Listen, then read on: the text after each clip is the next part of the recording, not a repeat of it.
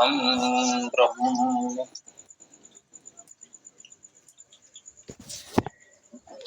हम लोग यम यमी सूक्त पर चर्चा कर रहे हैं। ऋग्वेद मंडल 10 सूक्त 10 और इसका आज ये 5वां मंत्र हम प्रस्तुत करेंगे।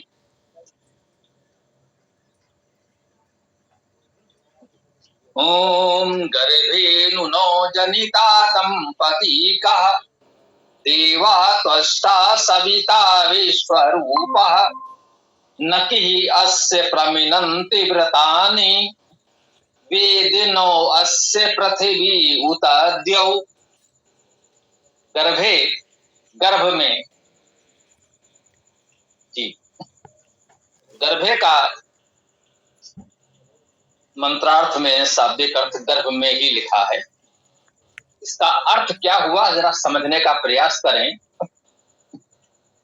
गर्भ ग्रह धातु है जिसका अर्थ है ग्रहण करना, लेना। अब इसको भी इसी प्रकार समझें जैसे ग्रह धातु है, ये सर्वमान्य स्व प्रचलित है। ग्रह धातु ग्रहण करना, इसी से ग्रह बनता है जिसे हम घर कहते हैं। हम सबको ग्रहण किए रहता है। कुछ लोग ग्रह को ग्रह का ही एक रूप मान सकते हैं। व्याकरण में इस तरह की छोटी मोटी बातें आपको मिलती रहेंगी, हम चर्चा करते रहते हैं, जिससे आपका मन मस्तिष्क खुला रहे। कभी लोगों की अति विद्वता पूर्ण इस तरह के विवादों से आप भ्रमित ना हो। तो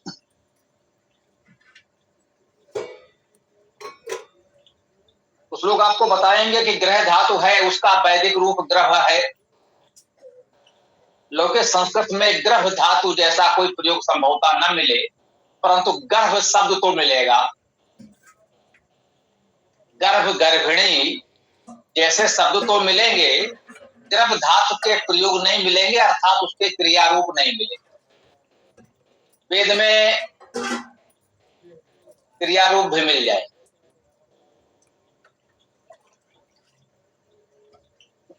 इस प्रकार से वेद में यह भी माना जाता है गर्भ धातु भी है, परंतु ग्रह धातु और गर्भ धातु का अर्थ एक ही है। मुख्य बात यह समझना है, ग्रह धातु का एक रूप ग्रह माना जाए तो भी, ग्रह को अलग धातु माना जाए तो भी, दोनों का अर्थ एक ही है, ग्रहण करना। तो गर्भ शब्द का अर्थ हुआ ग्रहण। जो कुछ ग्रहण किया जाए या कह लें जिसमें ग्रहण किया जाए वो गर्भ कह लीजिए, इतना ही अर्थ करना संभव है और कुछ नहीं। गर्भे सप्तमी विभक्ति एक वचन है, अर्थात इसका अर्थ हुआ गर्भ में, ग्रहण में।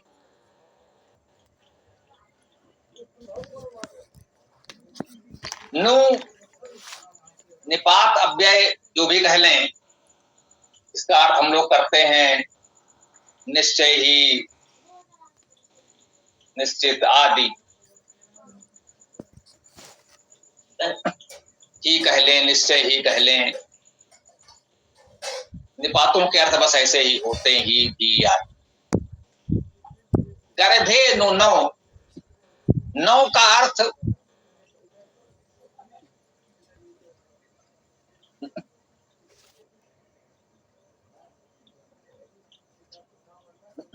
नौ का अर्थ हम लोग, हम दोनों, हमको आदि। ये सर्वनाम है और अव्यय के रूप में भी एक तरह से प्रयोग होता है, क्योंकि अब एक शब्द है उसके अनेक प्रकार के इस तरह के अर्थ निकल रहे हैं। जो अर्थ हैं वो सर्वनाम के हैं, परंतु इसका रूप सर्वनाम के अनुसार तो नहीं बन रहा, सर्वनाम की विभक्तियां तो नहीं है। तो उस प्रकार से आप चाहें तो इसे अव्यय मान लें, अर्थ के दृष्टि से सर्वनाम है। कुल मिलाकर अर्थ निश्चित ही है, कोई बहुत अलग अर्थ नहीं करेगा। तो नौ हमको,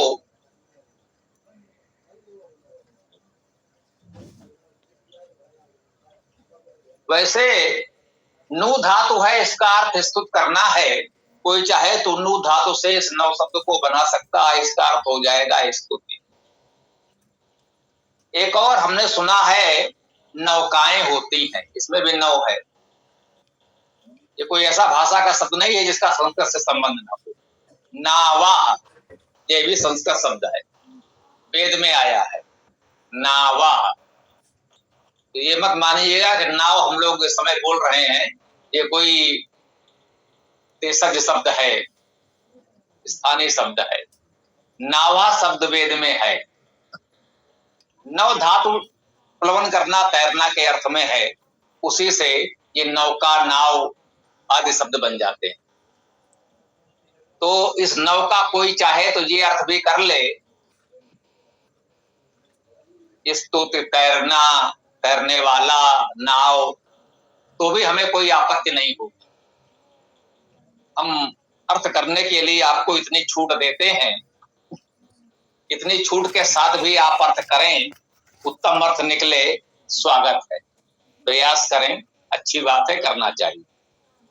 तो यहाँ अभी सर्वनाम अव्यय के रूप में ही ले लें हमको। गर्भे नुनौ जनिता दंपति का, जनिता उत्पन्न करने वाला, जी ये समझिए। जन धातु है, उत्पन्न करना, उत्पन्न होना, दोनों अर्थ जन धातु में ही है। इसी जन धातु से जन्म बनता है।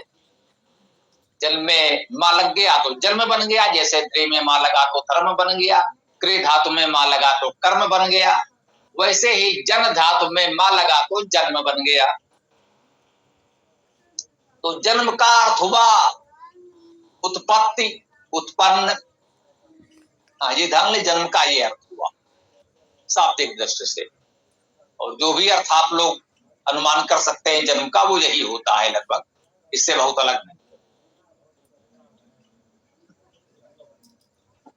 तो जनिता का अर्थ होगा उत्पन्न करने वाला। एक वचन में है जनिता, समझता। तो गर्भे नुनौ जनिता,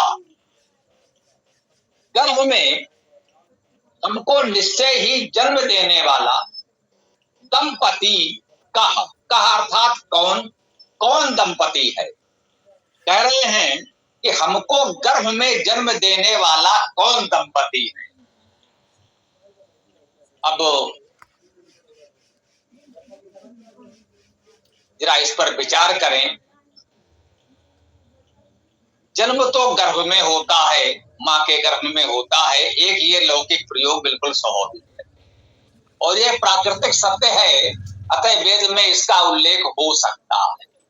क्योंकि जन्म होना, गर्भ में जन्म होना, ये प्राकृतिक सत्य है, देश काल से परे है। तो ये सर्वकालिक सार्वभौम सत्य है, तो वेद में इसका उल्लेख हो सकता है। गर्भे नुनौ जनिता दंपति का, कह रहे वो कौन दंपति है जो गर्भ में हमको जन्म देने वाला है। अब आप विचार करें, ये सामान्य रूप से कहते हैं कि भाई माता पिता ने सभी को जन्म दिया है, सब जानते हैं कि भाई ये हमारे माता पिता हैं, इन्होंने हमको जन्म दिया है, इस मां ने हमको गर्भ में रखा है। लेकिन वेद में इतना गंभीर प्रश्न किया जा रहा है, गर्भे नुनौ जनिता दंपति का, वह कौन दंपति है जिसने गर्भ में हमको जन्म दिया है। ये बिल्कुल दार्शनिक प्रश्न हो जाता है, अति गंभीर हो जाता है। अब कोई समाज में सोचें, आप विचार करें, ये तो नहीं पूछेगा कि किस दंपति ने हमको जन्म दिया है। बोले ये तो सभी जानते हैं, भाई आपके माता पिता ये हैं तो हैं, आप अपने माता पिता को जानते हैं। अब या इसका कोई यही अर्थ निकाले कि कोई ऐसा व्यक्ति है जो जानता ही नहीं हमारे माता पिता कौन है, तो वो तो क्या समाज में लोगों से पूछ रहा है कि भाई किस दंपति ने हमको जन्म दिया है, अर्थात हमारे माता पिता कौन है। निश्चित रूप से वेद में इस भाव की अपेक्षा नहीं। तो विचार करें, एक गंभीर प्रश्न उठा रहा है, गर्भ में हमको जन्म देने वाला कौन है?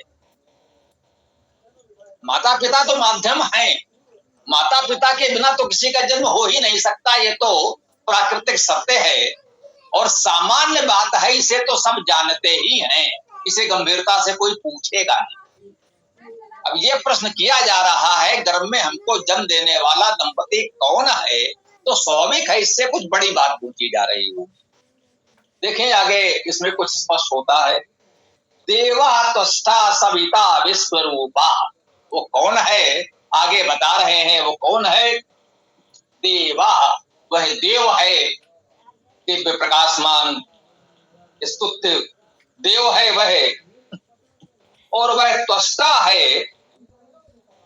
त्वष्टा का अर्थ है प्रकाशक, सूक्ष्म कर्ता। तो धातु का अर्थ प्रकाश करना है, उससे त्वष्टा शब्द बन सकता है जिसका अर्थ होगा प्रकाश करने वाला, प्रकाशक।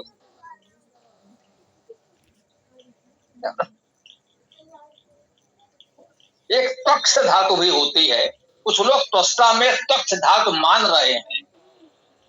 इसका अर्थ होता है एक कला कौशल के रूप में माने कि किसी पदार्थ को, लकड़ी आदि किसी को छील कर पैना करना, उपयोगी बनाना,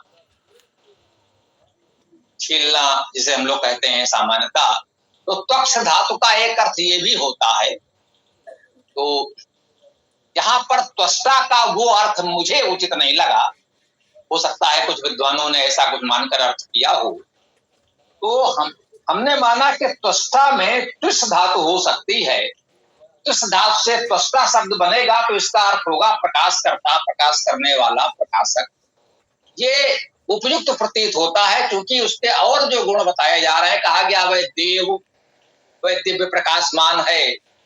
देव में दिव धातु के अर्थ गति करना, प्रकाश करना, स्तुत करना, आनंद करना, प्रीत करना, इतने उत्तम गुण देव में समाहित हैं। तो जिसके ये गुण कहे जा रहे हों, यदि उसी की कोई और विशेषता त्वष्टा शब्द से बताई जा रही है तो वह भी उसी इस तरह की विशेषता होनी चाहिए। तो हमने माना कि त्विष धातु से त्वष्टा शब्द बने तो इसका अर्थ हो जाएगा प्रकाशक, प्रकाशकर्ता। देवा अर्थात प्रकाशमान, जो प्रकाशमान है, प्रकाश स्वरूप है, वो प्रकाशक होगा, वो प्रकाश करने वाला भी हो सकता है। जो स्वयं प्रकाशमान है वो हमारे लिए भी प्रकाश करता है, ये बात बिल्कुल ठीक है। और आगे उसका एक और विशेषण बताया जा रहा है, वो है सविता। सविता का अर्थ है सुप्रसवे सुऐश्वर्य धातु से सविता शब्द की निष्पत्ति है।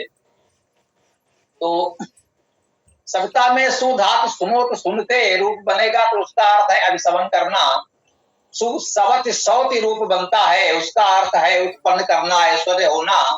सुसुवत रूप बनता है, एक धातु है, उसका अर्थ है प्रेरणा करना, नियमन करना।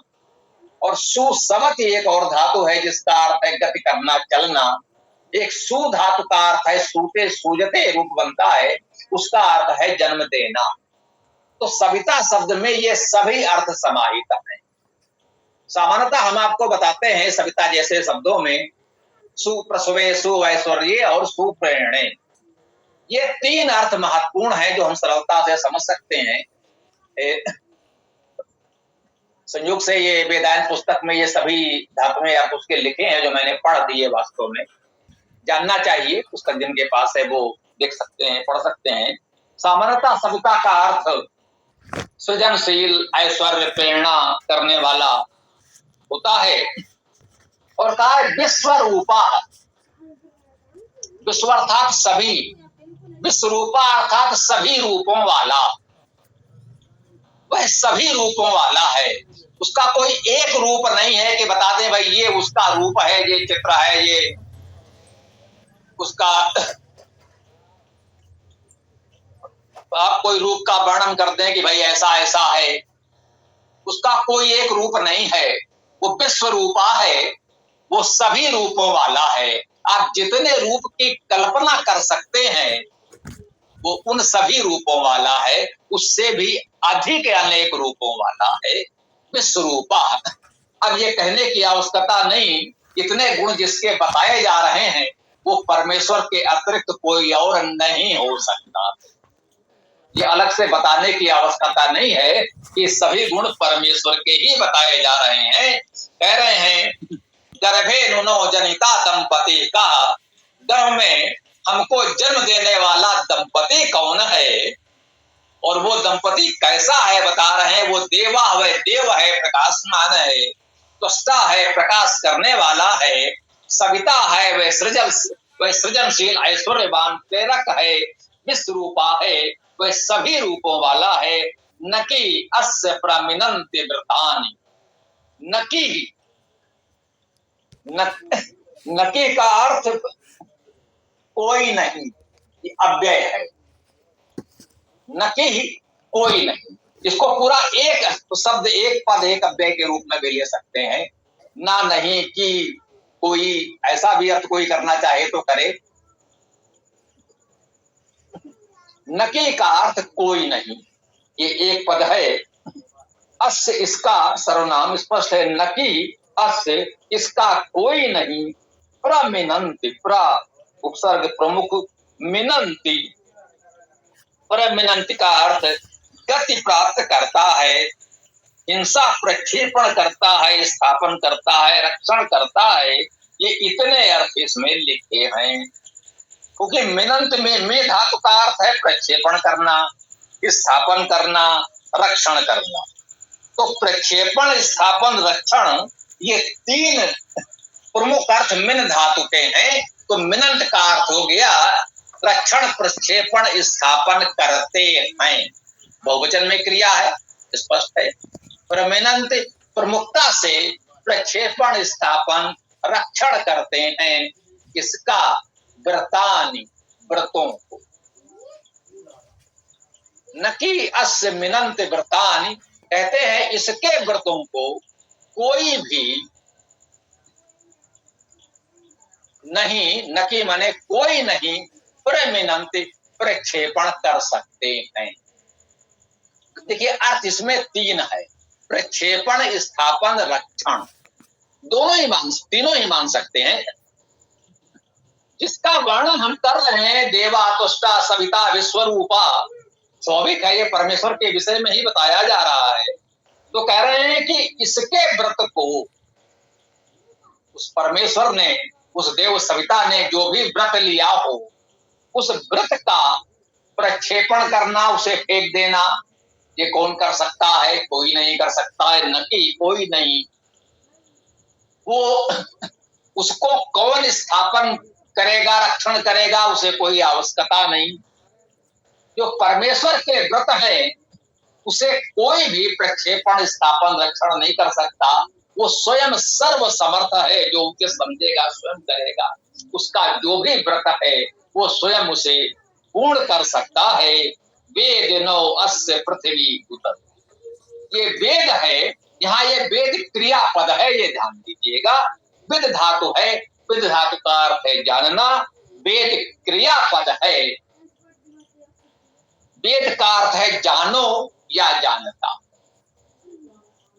वह परमेश्वर तो जानता है, वेद का अर्थ जानता है, और वेद का अर्थ जानो हमसे कहा जा रहा है कि आप भी जानो, वह तो जानता। वेद का अर्थ जानता है, एक क्रियापद है। तो जानता है, नौ हमको, हमारा, हम दोनों, जो भी मान लें। अभी ऊपर भी नौ आया था तो उसका अर्थ हम लोगों ने हमको किया ही है। वेद नौ हमको जानता है, अस्य इसका, पृथ्वी उत द्यो, पृथ्वी और द्यो, उत और, जैसे इस समय हम भाषा में और शब्द का प्रयोग करते हैं, ये संयोजक अव्यय है, दो शब्दों को जोड़ने वाला अव्यय है, वैसे ही वेद में उत का प्रयोग होता है, बिल्कुल समान अर्थ। संस्कृत में क्या भी आता है उसी अर्थ में, और वेद में उत आता है उसी अर्थ में। इस उत को समझ लें। उत उपसर्ग है, उसमें ता अस्वर या हलंत होता है, ता आधा होता है, ऐसा भी कह लें बोलचाल की भाषा में। और इसमें ता सस्वर है, ता, इसमें ता में आ है, ता में हलंत नहीं लगा, हलंत चिन्ह नहीं लगा है, ये अस्वर नहीं है। तो जो उपसर्ग उत होता है वो उत्तम, उत्कृष्ट, उच्च के अर्थ में आता है। और ये जो अव्यय उत है, ता पूरा है, बोलचाल की भाषा में कह लें, सस्वर है, इसमें अ स्वर जुड़ा हुआ है, तो स्वरांत है, ऐसा कह सकते हैं। अजंत है, व्याकरण की भाषा में कहते हैं। तो ये अजंत या स्वरांत है, उत, इसका अर्थ है और। वेद नौ अस्य पृथ्वी उताद्यो, कह रहे हैं कि वही हमको इसके पृथ्वी और देव को जानता। वह परमेश्वर तो इस पृथ्वी को, देव अर्थात हमने कहा जो उच्च प्रकाशमान सूर्य चंद्र आदि तारों का क्षेत्र है, उसे देव, देवलोक प्रकाशमान क्षेत्र कहते हैं, प्रकाशमान लोक कहते हैं, देवलोक कहते हैं। तो इस पृथ्वी से देवलोक तक जो कुछ भी है वह परमेश्वर तो जानता ही है। कह रहे हैं इस वेद विद्या के माध्यम से आप भी जान सकते हैं, आप भी जाने, हम सबको भी जानना चाहिए। ये अति उत्तम मंत्र आज हम लोगों ने स्वाध्याय किया। अब आप लोग अपनी बात रख सकते हैं। इस व्याख्या को हम यहाँ विराम